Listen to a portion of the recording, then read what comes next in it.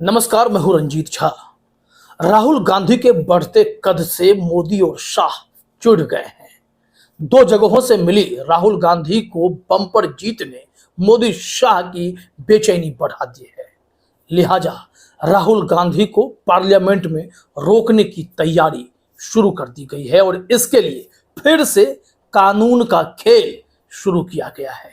BJP ने अपने action plan की पूरी तैयारी कर ली है और इसे अमली जामा पहनाने की कोशिशें शुरू कर दी गई हैं। खबर हैरान कर देने वाली है। राहुल गांधी पार्लियामेंट ना जा पाए, राहुल गांधी नेता प्रतिपक्ष ना बन पाए, इसके लिए बीजेपी ने बड़ी साजिशें रचनी शुरू की हैं। खबर जानना चाहेंगे आप? आपको याद होगा पिछले साल राहुल गांधी की सांसदी छीनी गई थी, जब उन्हें मानहानि केस में 2 साल की अधिकतम सजा एक ट्रायल कोर्ट से मिल गई थी।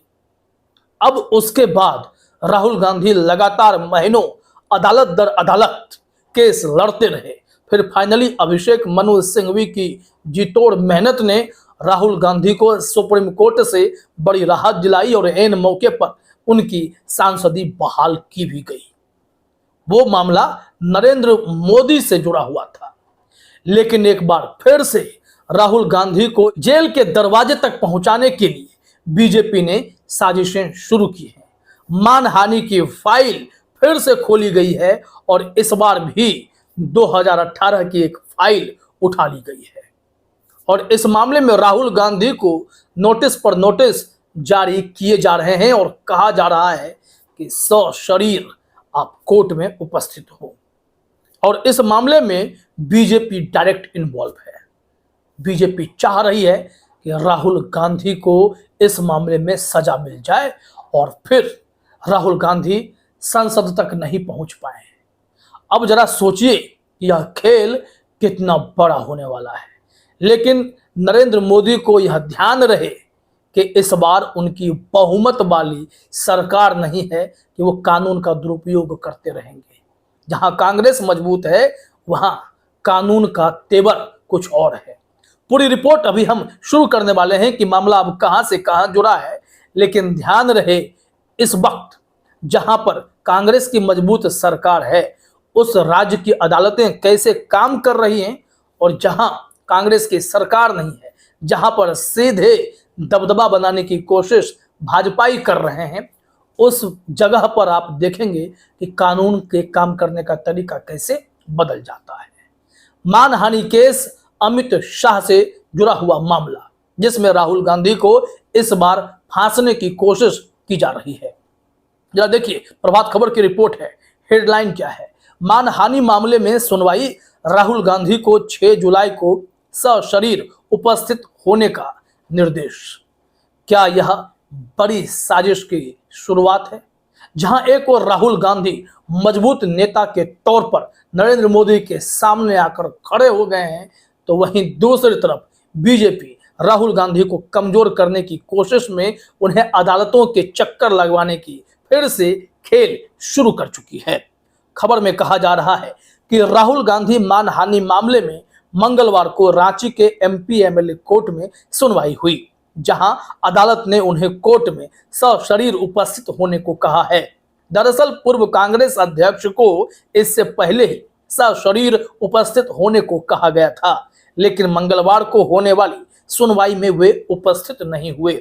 इस वजह से कोर्ट ने आगे की कार्रवाई करने में असमर्थता जताई।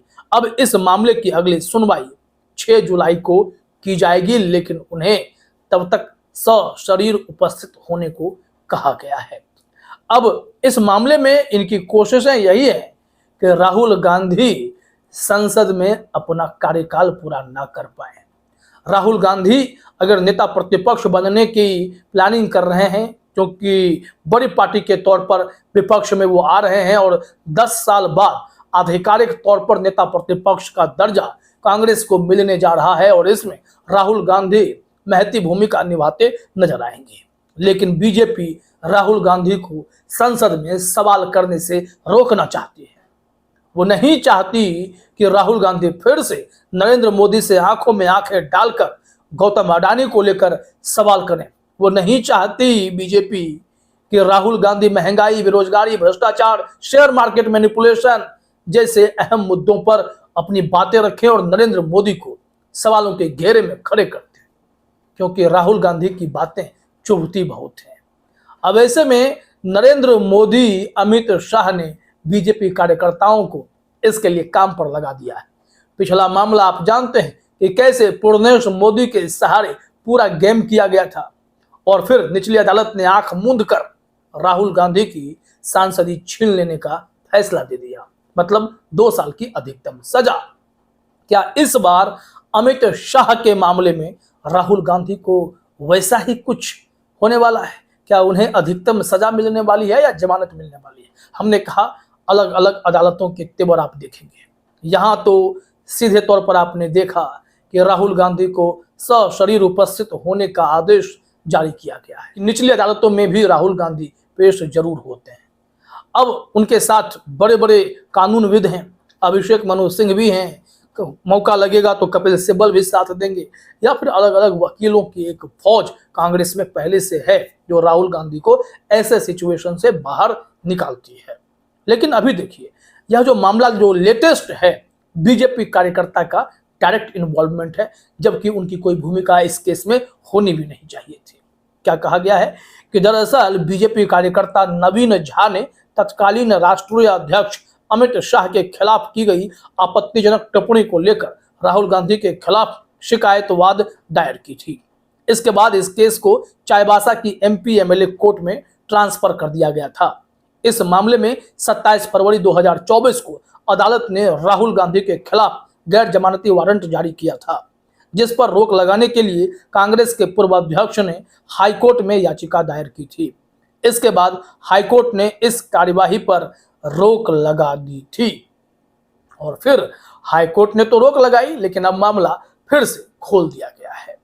अब यहां राहुल गांधी के बारे में कहा गया कि उन्होंने अमित शाह के खिलाफ आपत्तिजनक टिप्पणी कर दी थी। अब जानते हैं कि ऐसे केस जानबूझकर दर्ज कराए जाते हैं ताकि किसी नेता को मौके के साथ उन्हें फंसाया जाए और उन्हें एन मौके पर किसी महत्वपूर्ण घड़ी से रोक दिया जाए। राहुल गांधी पार्लियामेंट में दहाड़ने वाले हैं और उनकी दहाड़ से बीजेपी के पसीने छूट सकते हैं, इस बात का एहसास मोदी शाह को है। तभी तो सीधे बीजेपी का कार्यकर्ता अमित शाह के नाम पर कोर्ट में केस करता है और राहुल गांधी को फंसाने की कोशिश करता है। कहा जा रहा है कि साल 2018 में राहुल गांधी ने कांग्रेस के एक अधिवेशन में अमित शाह के खिलाफ आपत्तिजनक टिप्पणी की थी, जिसे लेकर बीजेपी कार्यकर्ता ने राहुल गांधी के खिलाफ मामला दायर कर कहा था कि कांग्रेस नेता ने जानबूझकर अमित शाह की छवि खराब करने की कोशिश की। हालांकि राहुल गांधी ने क्रिमिनल रिट याचिका दायर कर उच्च न्यायालय में याचिका दायर कर राहत देने की अपील की थी। लेकिन अब देखिए, अब विवाद को फिर से घसीटा जा रहा है, इसे लंबा खींचा जा रहा है कि अमित शाह पर टिप्पणी कर दिए गए हैं, तो ऐसे में अब अमित शाह के नाम पर बीजेपी के कार्यकर्ता इस केस को आगे ले जाएंगे और अदालत से राहुल गांधी को सजा दिलाकर उनके सांसदी छीनने की कोशिश करेंगे। अगर मौका लगा तो जेल भेजने की भी कोशिश कर सकते हैं, क्योंकि राहुल गांधी क्या कर सकते हैं, कितना बीजेपी को नुकसान कर सकते हैं, यह खुद शाह और मोदी ने महसूस कर लिया है और जले भुने बैठे हुए हैं। अब आपको बता दें कि यह तो खबर आपने रांची के एमपी एमएलए कोर्ट से जुड़े देखे हैं, लेकिन अब यहां गौर कीजिएगा कि राहुल गांधी के साथ एक और मानहानि केस का मामला जुड़ा हुआ है, लेकिन उस मामले में वहां कर्नाटक की अदालत ने राहुल गांधी को राहत दी थी। यह कैसे हुआ? जब इस तरीके के मामले में राहत की संभावना है तो फिर ऐसे केस इतने लंबे खींचे क्यों जाते हैं? ऐसे मामले में तो तुरंत एक आदेश आना चाहिए। ठीक है, आपको माफीनामा चाहिए। राहुल गांधी अगर गलत नहीं होते हैं तो वो माफी भी नहीं मांगते हैं। आपने देखा था जब मोदी सरनेम केस हुआ था तो उन्होंने माफी मांगने से साफ तौर पर इनकार किया था हर अदालत में। इसके बावजूद जब अभिषेक मनु सिंघवी ने राहुल गांधी का केस पकड़ा तो फिर राहुल गांधी को सुप्रीम कोर्ट से बड़ी राहत भी मिली। लेकिन यहां देखिए, यहां भी राहुल गांधी को राहत मिली है। फिर भी कई केसेज हैं जो राहुल गांधी पर लगे हुए हैं, उन्हें जानबूझकर खोला जाता है। वो करप्शन के केस नहीं, वो मानहानि का केस होता है। जबकि अगर कांग्रेस चाहे तो हजारों केस दर्ज कर सकती है और वो केस नरेंद्र मोदी पर भी दर्ज किया जा सकता है, लेकिन कोई केस दर्ज करने वाला हो तो ये जरूरी होता है। अब राहुल गांधी के खिलाफ जो मामला है वो समझिए जरा, यहाँ क्या कहा जा रहा है। कहा जा रहा है कांग्रेस के वरिष्ठ नेता राहुल गांधी को मानहानि केस में बेंगलुरु की स्पेशल कोर्ट से जमानत मिल गई है। यह मामला पिछले विधानसभा चुनाव का है, जब राहुल गांधी ने तत्कालीन मुख्यमंत्री बसवराज बोम्मई पर कमीशन खोरी का आरोप लगाया था। इसके बाद बीजेपी नेता ने राहुल गांधी के खिलाफ मुकदमा दर्ज कराया था। गौर करने वाली बात यह है कि कर्नाटक में कांग्रेस की सरकार है। अगर यहाँ बीजेपी की सरकार होती तो क्या अदालतों से ऐसे फैसले आते। लेकिन आप देखेंगे कि राज्य दर राज्य अदालतों के काम करने का तरीका कहीं ना कहीं राजनीति से प्रेरित जरूर नजर आती है, प्रभावित नजर जरूर आती है। फिर चाहे गुजरात में राहुल गांधी का केस मोदी सरनेम वाला हो, और यहाँ पर आप देखिए जहां कांग्रेस की सरकार है वहां राहुल गांधी को राहत भी मिल रही है। और मामले किस तरीके के बनाए जाते हैं आप आसानी से समझ रहे हैं कि यह जानबूझकर एक साजिशें रची जाती है कि राहुल गांधी को फंसाए रखना है, इनके कद को बढ़ने नहीं देना है, अगर बढ़ते हैं तो उन्हें रोकने के लिए कानून खेलना है। लेकिन राहुल गांधी की टीम ऐसे केसों में जवाब देना जानती है और इस केस से निकलना भी जानती है। तो देखिए नेता प्रतिपक्ष के सीट पर किसका दबदबा होता है। फिलहाल इस वीडियो में इतना ही। आप सभी का हमसे जुड़ने के लिए बहुत बहुत धन्यवाद।